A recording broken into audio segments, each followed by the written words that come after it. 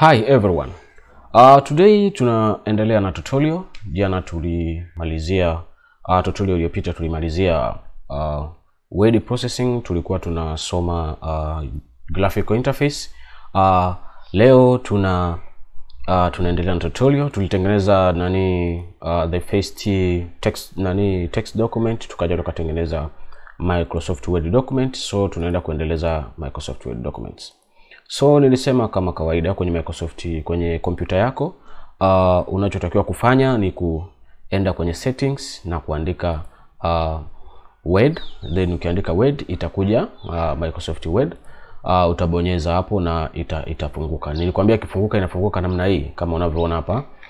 Itafunguka hapa, kuna blank document, alafu hapa kuna kutafuta kuna hizi zinaitwa templates. Hapa chini zitafuata recent documents ambazo umezifungua muda uliopita, jana na siku za nyuma. Kwa hiyo hapa pia kutakuwa kuna new na kuna open, kama kuna open document ambayo tayari ushaitengeneza.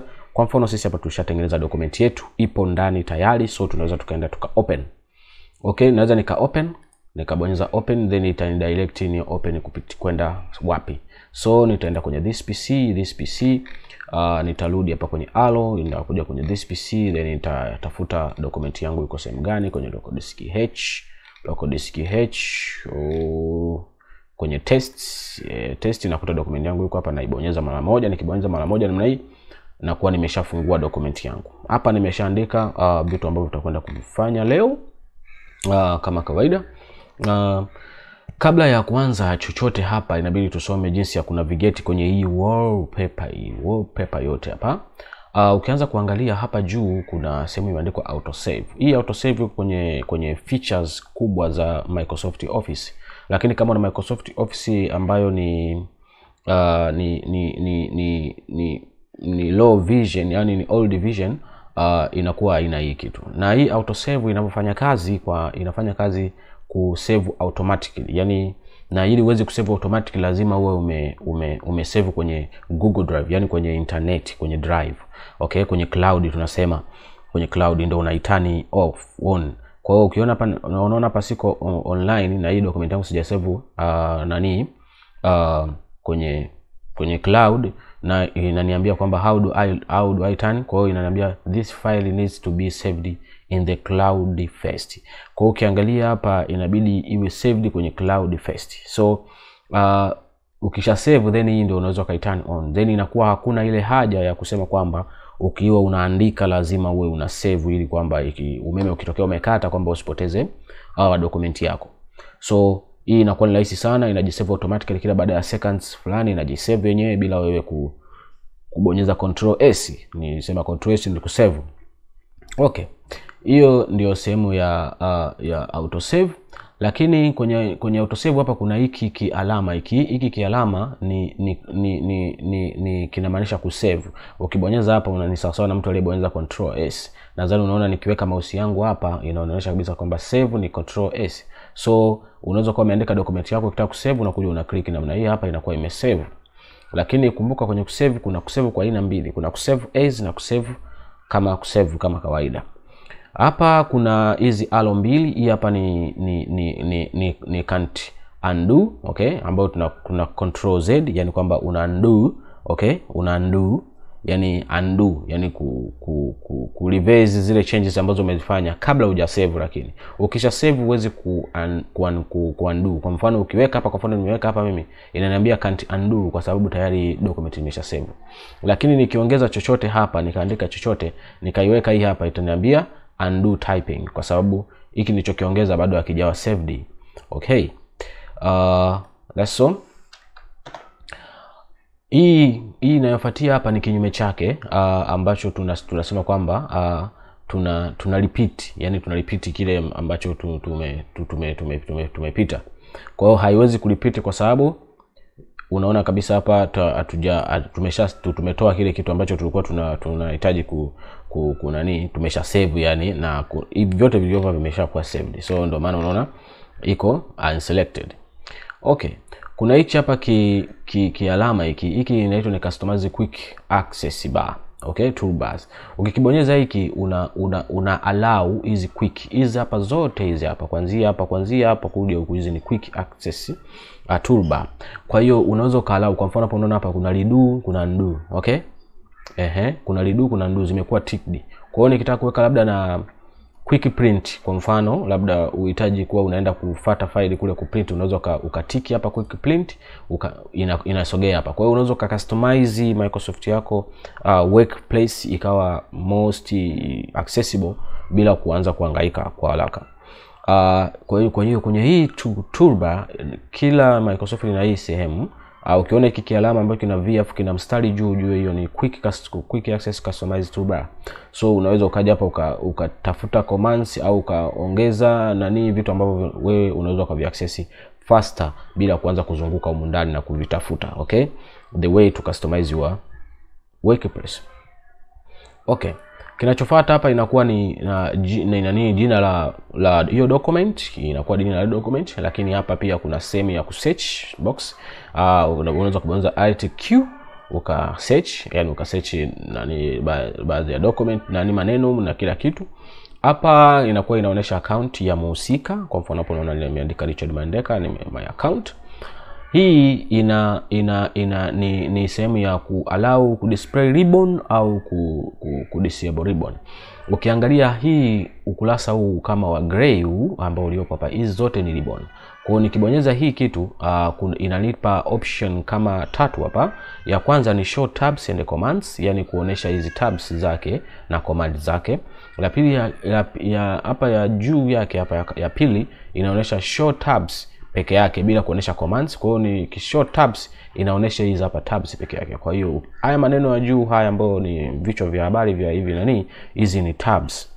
Lakini nikirudi hapa nikasema auto hide, hide inamaanisha kwamba inakuwa inajificha. Okay? Kwa hiyo ukikuta Microsoft yako iko namna hii, usije ukahangaika ukasema imekuwa vibaya, no. Mimi zamani nilikuwa nilihangaika sana, nikuta hivi nakata narudia na install mpaka nilikuwa na install program na install upya ili nipate ile default view ya Microsoft Office. So unachotakiwa kufanya, unakuja hapa unabonyeza hiki kialama hapa. Ukishabonyeza kialama then una customize kile unachokitaka wewe. Kwa hapa labda mimi huwa napenda kuonesha show tabs and commands, kwa sababu kwa kufundishia lazima ziwe zinaonekana. Hatuwezi tukaweka hii, tukiweka hii mtu naambia tuko home ndio inaonesha commands. Kwa hiyo kwingine tena inatoka. Kwa hiyo inabidi ikae pinned hapa. Inakuwa pinned hapa, okay? Kama hivi. Hapa pembeni hizi tumeshazisoma, ni mini button, maximize button, na minimize button na close button. Hizi zote zinakuwa kwenye application nyingi sana.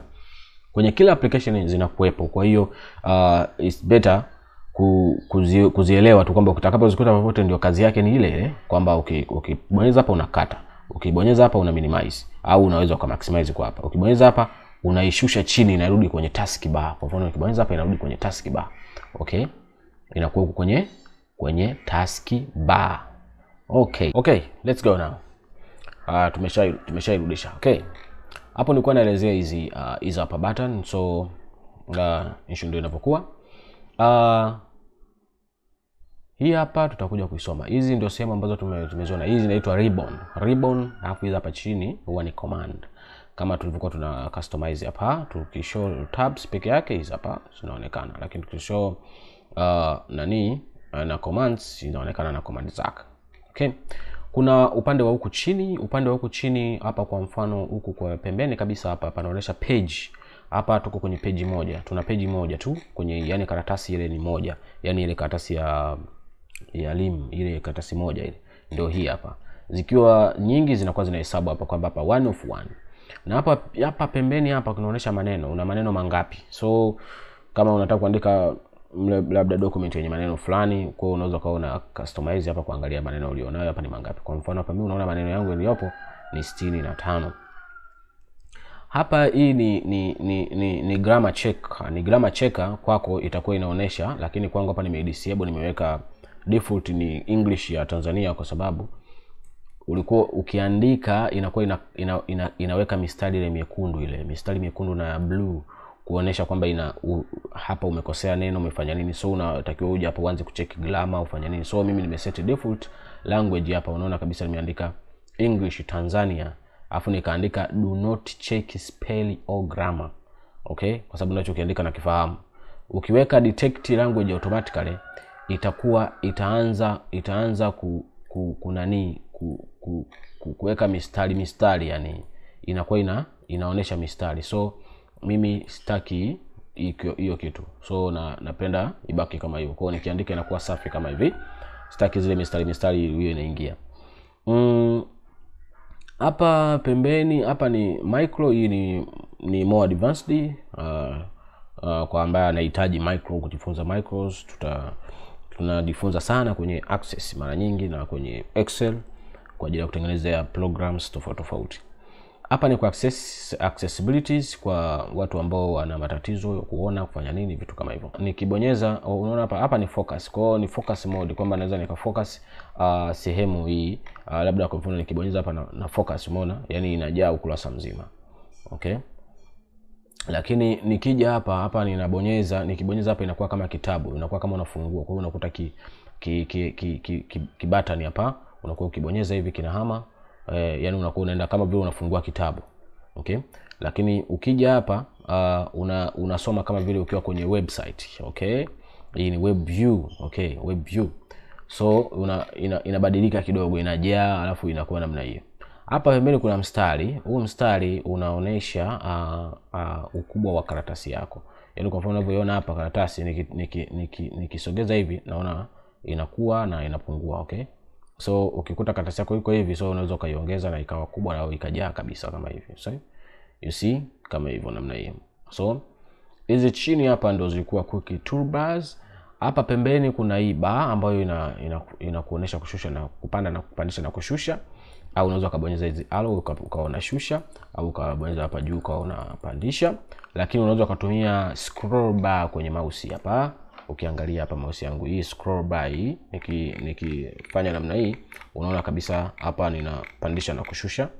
So hiyo ndio ilikuwa ni na quick navigations tutorial tunayofuata.